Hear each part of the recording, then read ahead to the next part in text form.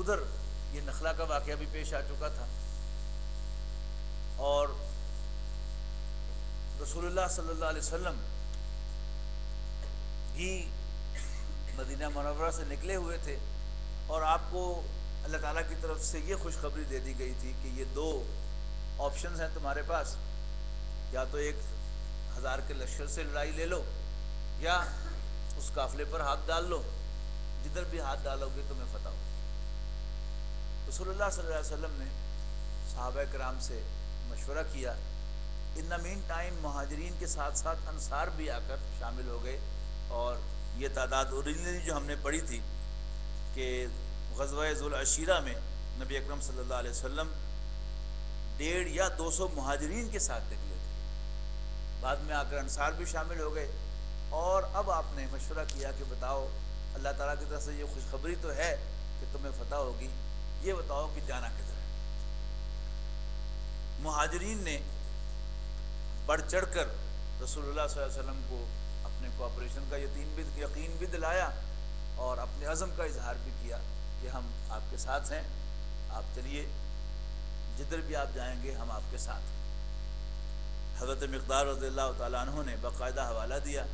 کہ اللہ کے رسول ہمیں اصحاب موسیٰ پر قیاس نہ کیجیے،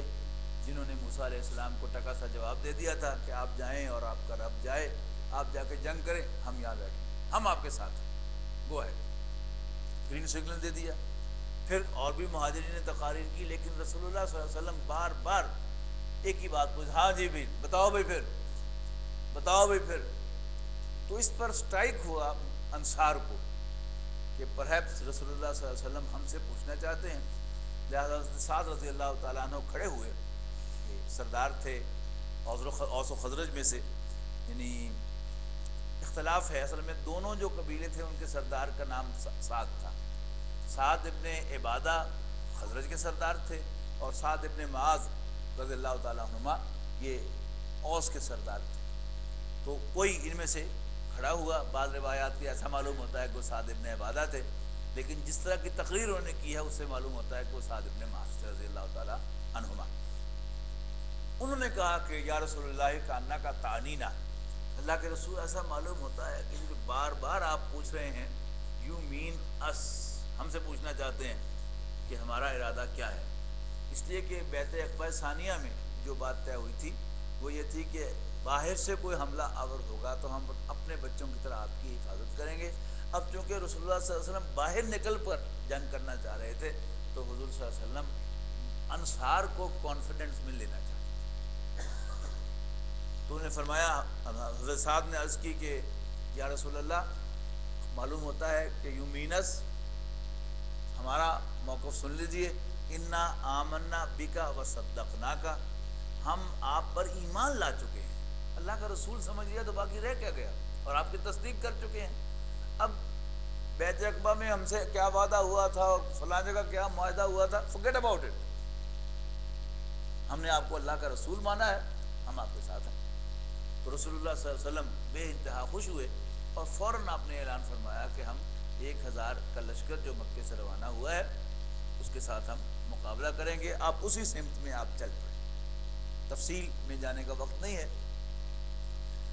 بہرحال نبی اکرم صلی اللہ علیہ وسلم کا اس لشکر کے ساتھ بدر کے میدان میں مقابلہ ہوا، اس کی بھی زیادہ تفاصیل میں نہیں جاؤں گا۔ اللہ تعالیٰ نے غیر معمولی سپورٹ اور مدد رسول اللہ صلی اللہ علیہ وسلم کی فرمائی، آسمان سے فرشتے نازل ہوئے، اور دیکھتے ہی دیکھتے قریش کے 70 سردار بڑے بڑے ہم جو تھے وہ ڈھیر ہو گئے، جن میں ابو جہل بھی شامل تھا، اور ان میں ولید بن مغیرہ بھی تھا، عتبہ بن ربیعہ بھی تھا، اور شیبہ اس کا بھائی بھی تھا، اور حضرت بلال رضی اللہ تعالیٰ عنہ کا سابقہ آقا امیہ بن خلف بھی تھا، یعنی یہ بڑے بڑے جو تھے ان کے برج وہ الٹ گئے۔ انٹرسٹنگلی ابو لہب جو ہے اس جنگ میں شریک نہیں تھا، اس نے اپنے 2 کرائے کے فوجی بھیجے ہوئے تھے کہ میری طرف سے یہ لڑیں گے، یعنی کریکٹر کا انتہائی بودا انسان ابو لہب، وہ اس موقع پر بھی ثابت ہوا۔ بہرحال اللہ تعالیٰ نے فتح نصیب فرمائی، بہت سارا مال غنیمت رسول اللہ صلی اللہ علیہ وسلم کے ہاتھ آیا، اور عرب پر پورے ببولے پر دھاک بیٹھ گئی، یعنی لڑا دے ببولے کو شہباز سے، تو یہ چھوٹی سی ایک طاقت جس کو کوئی طاقت بھی نہیں سمجھتے تھے وہ، اس نے یعنی گویا یوں سمجھیے کہ امریکہ کو ناک رگڑوا دیا اور اس کو اتنی بڑی شکست دے دی. یعنی آج دنیا میں جو امریکہ کی حیثیت ہے تقریباً وہی حیثیت جزیرہ نما عرب میں قریش کی تھی، یعنی سیاسی اعتبار سے پھر اوپر سے، بلکہ اس سے بھی زیادہ میں کہوں گا حیثیت کہ وہ ریلیجس جو ان کی جو حیثیت تھی وہ ان سب سے اوپر تھی، کہ ان کو پیزادوں کی طرح ٹریٹ کیا جاتا تھا، ان کے قافلوں کو کوئی ہاتھ نہیں لگاتا تھا. اور سب سے بڑی ان کی پریشانی کی بات یہ ہوئی کہ لیلاف قریش ایلافہم رحلۃ الشتاء والصیف میں جو بات کہی گئی تھی کہ ان کو سفر سے مانوس کرنے کے لیے، سردی اور گرمی کے سفر سے مانوس کرنے کے لیے اللہ تعالیٰ نے ان کے لیے یہ سامان کیا تھا. لیکن اب حضور صلی اللہ علیہ وسلم نے ان کے قافلوں پر ہاتھ ڈالنا شروع کر دیا. یہ بہت بڑی تشویش کی بات کی، یعنی پولیٹیکلی بھی اکنامکلی بھی رسول اللہ صلی اللہ علیہ وسلم نے انہیں ہلا کے رکھ دیا. اب ان کے لیے ویسے بھی زندگی اور موت کا مسئلہ بن گیا تھا، اور رسول اللہ صلی اللہ علیہ وسلم کی جو پلاننگ تھی یہ سب کچھ اس کے مطابق ہو رہا ہے. سیرت النبی کا ایک خاص پہلو یہ ہے کہ اگر اس کا آپ مطالعہ کریں کہ اس میں کوئی سٹیپ جو ہے وہ بیکورڈ نہیں ہے،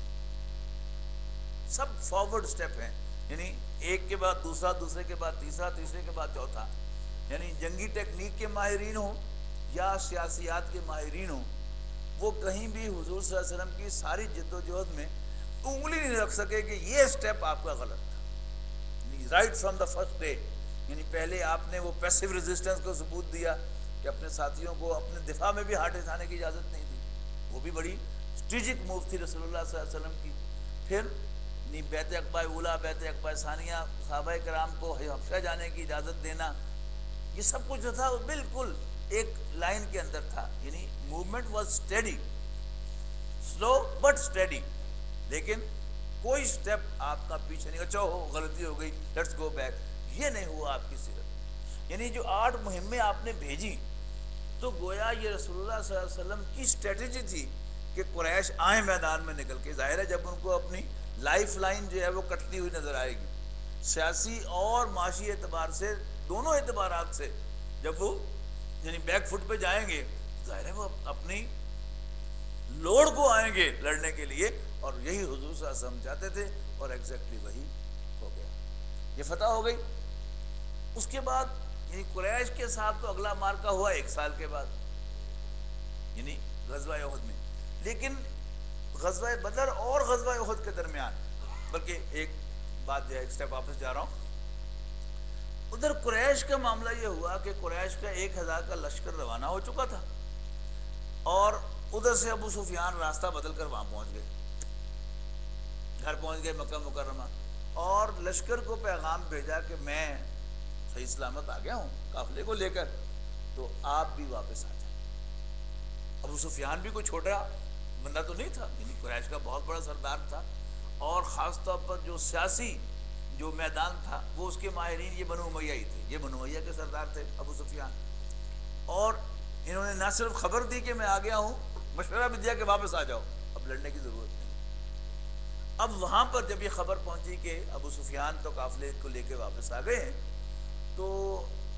کچھ جو وہاں پر بڑے لوگ تھے انہوں نے اب مشورہ دیا کہ ہمیں لڑنا نہیں چاہیے. ان بڑوں میں حضرت حکیم ابن حزام تھے رضی اللہ تعالیٰ عنہ، بعد میں یہ ایمان لائے. یہ وہی شخصیت ہیں کہ شیب ابی طالب یا شیب ابی بنی ہاشم کے دوران، یہ بھتیجے تھے حضرت خدیجہ کے، یہ پہاڑ کراس کر کے رات کے وقت جا کے کھانے پینے کا کچھ سامان، خاص طور پر بکریوں کا دودھ دو کر وہ بچوں کے لیے دے آیا کرتے تھے. یہ اس وقت سے یعنی سافٹ کارنر تھا، لیکن وہ قبائلی نظام میں یہ ہل نہیں سکتے تھے. یعنی بیچ میں تو یوں سمجھیے کہ یہ ایمان لائے ہوئے تھے، لیکن مجبوری تھی اس قبائلی نظام کی کہ اتنی بھی ان میں ہمت نہیں تھی کہ میدان میں آتے نکل کر. لیکن بہرحال ان کا تعاون حاصل تھا. انہوں نے اس موقع پر کوشش کی کہ یہ جنگ جو ہے وہ ٹل جائے. دوسرا جو بڑا تھا وہ عتبہ بن ربیعہ تھا. یہ عرب کے سردار ہونے کے اعتبار سے وہ شاید ابو جہل سے بھی زیادہ انفلوئنشل سردار تھا. اس کی نے اپنی سر توڑ کوشش کی کہ یہ جنگ نہ ہو. اس نے ایک تقریر کی اس موقع پر کہ کیوں نہ ہم محمد کو عرب کے حوالے کر دیں، عربوں کے حوالے کر دیں، یعنی پورے باقی جو عرب ہے اس کے حوالے کر دیں. اگر عرب محمد پر غالب آ گئے صلی اللہ علیہ وسلم تو جو کچھ ہم چاہتے ہیں وہ ہو جائے گا، اور ہماری بدنامی نہیں ہوگی کہ ہم نے اپنے بھائی کے خون سے اپنے ہاتھ رنگ لیے، تاریخ میں ہمارا برا نام نہیں آئے گا. اور اگر محمد غالب آ گئے صلی اللہ علیہ وسلم عرب پر تو بہرحال ہماری ہی فتح ہوگی. تو بندہ تو ساڈا ہی ہے نا. اتنی بڑی ایک دانش مندی کی اور بڑی اس نے سمجھداری کی بات کی، لیکن ابو جہل نے چلنے نہیں دی. اس نے دو کام کیے. ایک تو عتبہ کو تانا دے دیا، یعنی حضرت ابو حذیفہ بن عتبہ رضی اللہ تعالیٰ عنہ، عتبہ کے بیٹے، وہ حضور کے ساتھیوں میں شامل تھے. نہیں ہاں ادھر پتر ہے نا، اس وقت رحم آ رہے ہیں بڑا، یہ کہ ان کی اس جو قبائلی عصبیت ہے اس کے اعتبار سے یہ بہت بڑا تانا تھا. اور ساتھ ہی اس نے دوسری ایک موو یہ کی کہ باقی لوگوں کے جذبات کو ابھارنے کے لیے وہ عبداللہ حضرمی جو مارا گیا تھا، وہ نخلا کے اس واقعے میں 8ویں مہم تھی نا، وہ اسے بلایا اس کے بھائی کو اور اسے کہا کہ تم اپنے بھائی کے خون کی دہائی دو. تو اس نے عربی اس جاہلی جو انداز تھا دہائی دینے کا، اس کے مطابق اس نے اپنے کپڑے پھاڑے اور کہا کہ ہائے میرے بھائی کے خون کا بدلہ لو. اب یہ جو تھا یہ عربوں کے خون کے لیے بہت زیادہ جوش دلانے والی بات تھی. تو ابو عتبہ بن ربیعہ کو کارنر کر لیا بیٹے کا تانا دے کر، اور باقیوں کو یوں ابھار لیا. تو عتبہ جو ہے اس نے کہا اچھا ٹھیک ہے پھر چلو. اب چونکہ اس کو بیٹے کا تانا دیا تھا لہٰذا سب سے پہلے عتبہ اپنے بھائی شیبہ اور اپنے بیٹے ولید کو لے کر میدان میں آیا، اور ادھر سے حضرت ابو حذیفہ عتبہ میدان میں آ گئے، باپ کے سامنے آ کے کھڑے ہو گئے. تو حضور صلی اللہ علیہ وسلم نے اس کو واپس بلا لیا ان کو کہ نہیں، باپ کے سامنے اس طرح کھڑے نہ ہو. اور پھر اس کے بعد حضرت علی رضی اللہ تعالیٰ عنہ، حضرت حمزہ رضی اللہ تعالیٰ عنہ اور حضرت کون سے وہ ابو عبیدہ بن جراح رضی اللہ تعالیٰ عنہ، یہ پھر میدان میں آئے ہیں، اور پھر یہ یہاں سے پھر جنگ کا آغاز ہوا ہے. غزوہ بدر کی رات جو ہے یعنی نائٹ بیفور بدر، اس میں حضور صلی اللہ علیہ وسلم نے بڑی لمبی مناجات جو ہے وہ کی ہے، دعا کی ہے اللہ تعالیٰ سے، اور یعنی بڑے فیصلہ کن انداز میں اللہ سے بات کی ہے کہ یا اللہ اگر آج یہ مٹھی بھر جماعت مٹ گئی تو پھر قیامت تک تیرا کوئی نام لیوا نہیں، میں آخری نبی ہوں. اگر یہ جماعت مٹ گئی تو پھر یعنی اللہ تعالیٰ کی غیرت کو بھی جگایا حضور صلی اللہ علیہ وسلم نے، یعنی فیور ون کرنے کی کوشش کی اس اعتبار سے. بہرحال جب بھی انسان سائل ہوتا ہے تو پھر ہر اسلوب جو ہے وہ آزماتا ہے، پھر آکڑ کے ساتھ جو ہے وہ کوئی دعا نہیں مانگی جا سکتی. تو بہرحال رسول اللہ صلی اللہ علیہ وسلم نے یہ موو بھی کی. تو غزوہ احد سے پہلے درمیان میں جو ایک اہم واقعہ ہوا، اور بہت سے واقعات ہوئے، اور اگر آپ کو سیرت کی کتاب اٹھا کر دیکھیں تو اتنی مہمیں ہیں کہ on average of not every week, یعنی ہر 1.5 ویک پر آپ کو کوئی نہ کوئی جنگ، کوئی نہ کوئی جھڑپ جو ہے وہ ملے گی سیرت النبی میں. یعنی عام طور جو بڑی جنگیں ہیں وہ تو بدر، احد، خندق اور فتح مکہ، اللہ اللہ خیر سے. لیکن آپ کو یعنی بڑی ایک سخت سٹرگل تھی جو نبی اکرم صلی اللہ علیہ وسلم نے کی ہے. درمیان میں جو واقعہ ہوا وہ یہ تھا کہ وہ جو 3 قبیلے تھے یہود کے، بنو قینقاع، بنو نذیر اور بنو قریظہ،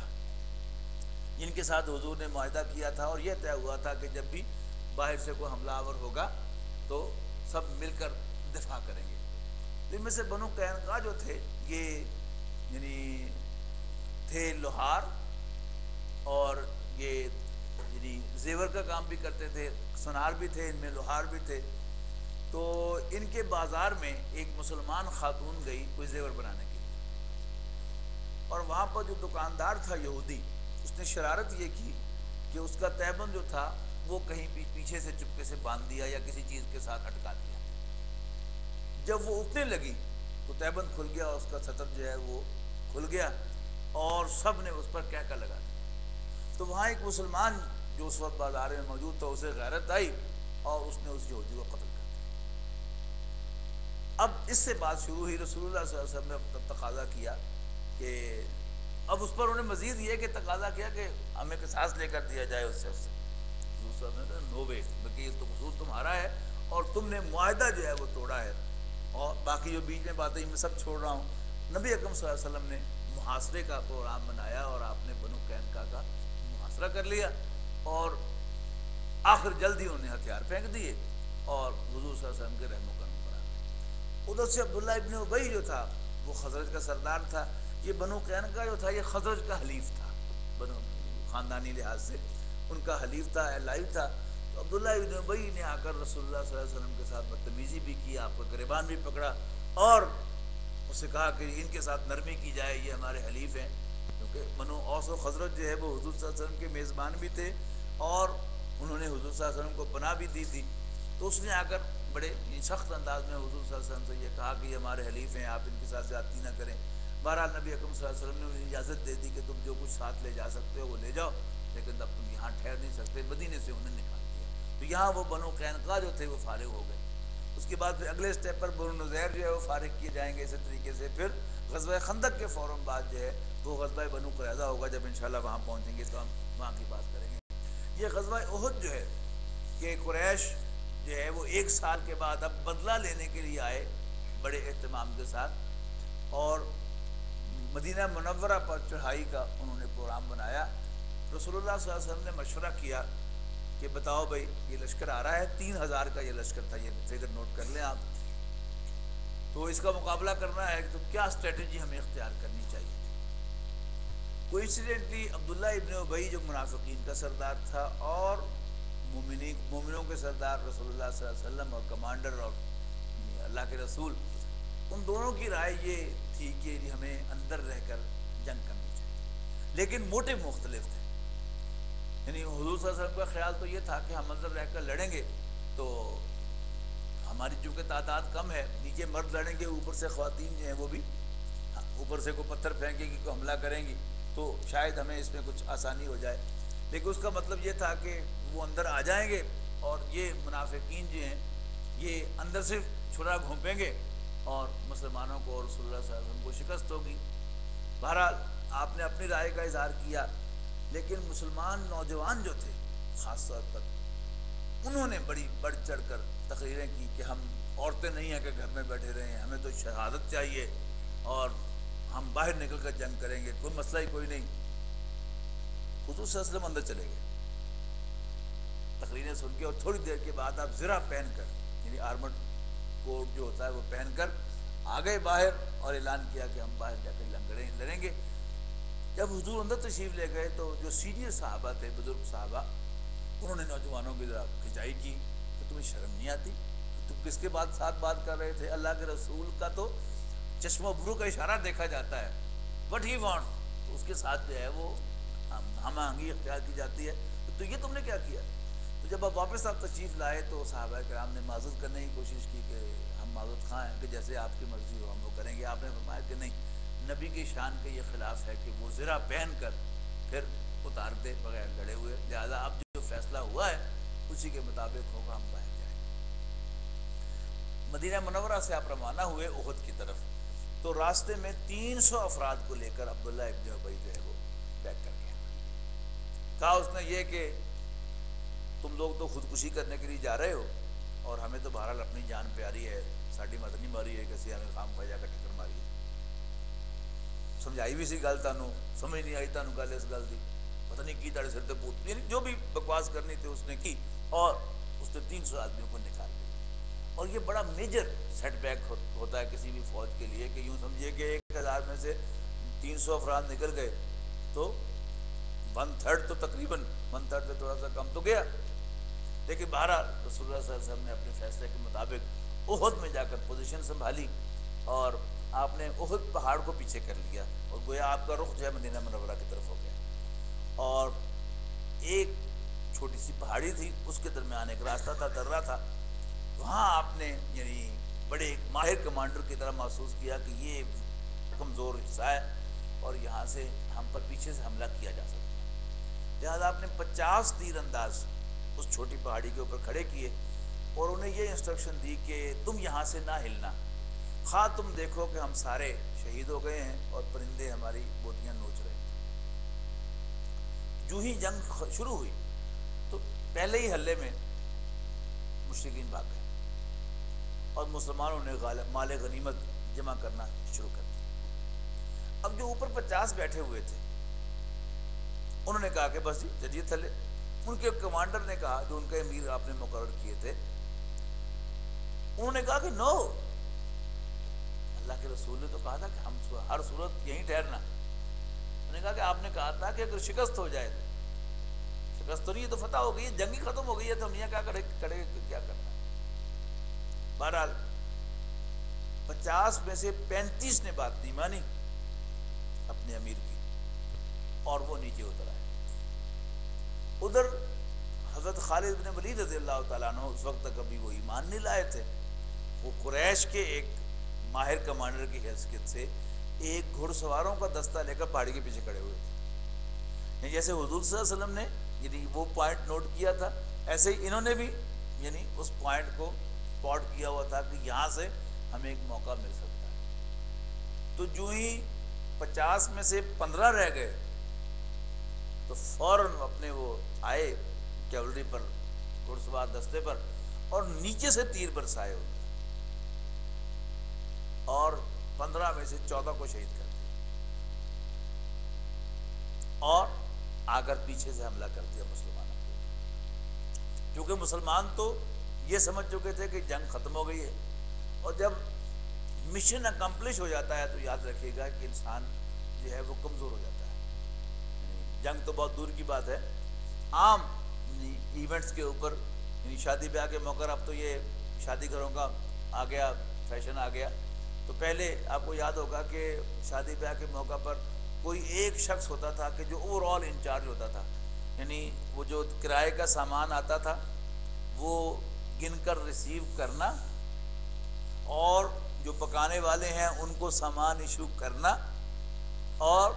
ہر چیز کی نگرانی کرنا، اور پھر جب شادی ختم ہو جائے پھر سارے برتن، ٹینٹ، یعنی سب کچھ جو ہے وہ گن کر واپس کرنا، تب وہ اس کا کام ختم ہوتا تھا، اور 2-3 راتیں وہ تقریباً مسلسل جاگتا تھا اور مستعدی کے ساتھ کام کرتا تھا۔ اب جب وہ ایک دفعہ فارغ ہو کر سو جاتا تھا، پھر اب اسے چارپائی پہ نیچے بھی پھینک دے چارپائی سے تو اٹھ نہیں سکتا تھا، وہ اس لیے کہ وہ ریلیکس ہو جاتا ہے ایک دفعہ۔ اسی طرح جنگ، جب کوئی فوجی یہ سمجھ لے جنگ ختم ہو گئی، دا مشن از اکمپلش، تو پھر وہ ریلیکس ہو جاتا ہے، پھر دوبارہ نئے سرے سے اٹھنا اس کے لیے ممکن نہیں ہوتا آسانی کے ساتھ۔ بہرحال پیچھے سے حملہ ہوا، اور بڑا سخت حملہ ہوا، ایون رسول اللہ صلی اللہ علیہ وسلم شدید زخمی ہوئے، سوچ سمجھ کر استعمال کروں، شدید زخمی۔ نمبر 1، آپ کا فریکچر ہوا، یہ اکسار کی ہڈی آپ کی فریکچر ہوئی، وہ جو ہیلمٹ آپ نے پہن رکھا تھا اس کی کڑیاں جو تھیں وہ باقاعدہ آپ کے رخسار میں گھس گئیں، خون کا فوارہ چھوٹا، آپ پر غشی طاری ہوئی، اور جو اس وقت کچھ صحابہ کرام نے آپ کا محاصرہ کر کے اور تیر جو ہے اپنے سینوں پر سہ کر نبی اکرم صلی اللہ علیہ وسلم کو بہرحال اس میں سے نکال لیا، لیکن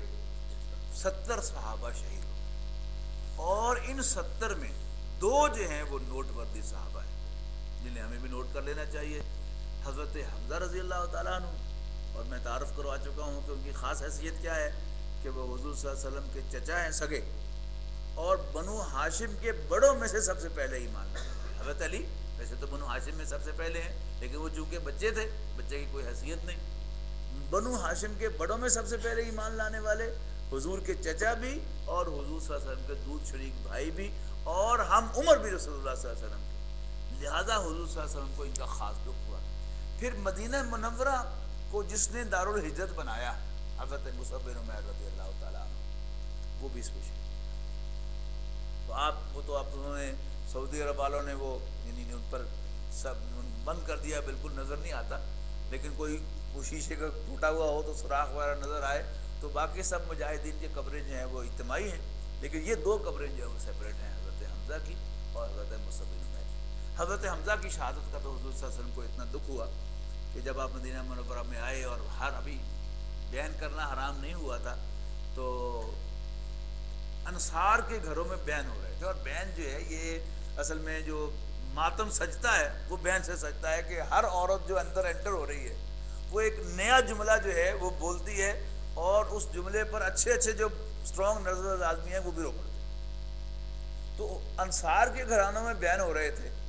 تو حضور صلی اللہ علیہ وسلم کی زبان پر بڑا عجیب جملہ آیا، اس سے حضور کی شدت غم کا اندازہ ہوتا ہے کہ واہ حمزہ تو وما بواقی لہو، ہائے حمزہ اس پر تو کوئی رونے والیاں بھی تھیں۔ تو یہ یعنی افٹر آل انسان تھا نا رسول اللہ صلی اللہ علیہ وسلم، بیان حرام نہیں ہوا تھا۔ یعنی اگر یہی حمزہ مکے میں شہید ہوئے ہوتے تو ایک مکے کا بنو ہاشم کا جوان جو ہے وہ یعنی شہادت ہوتی اس کی، تو پھر کیا وہاں پر احرام مچتا، اس کا تصور کیے۔ تو پھر انصار کے لوگوں نے محسوس کیا کہ اوہو ہم سے بڑی غلطی ہوئی ہے، پھر انہوں نے اپنی خواتین کو بھیجا حضرت صفیہ کے ہاں، حضور کی پھوپھی کے ہاں تعزیت کرنے کے لیے۔ بس اس پر آج گفتگو ختم کرتے ہیں۔ سحری تیار ہے، سب حضرات سحری کر کے جائیں تو انشاءاللہ اسی پہ گفتگو آگے چلائیں گے۔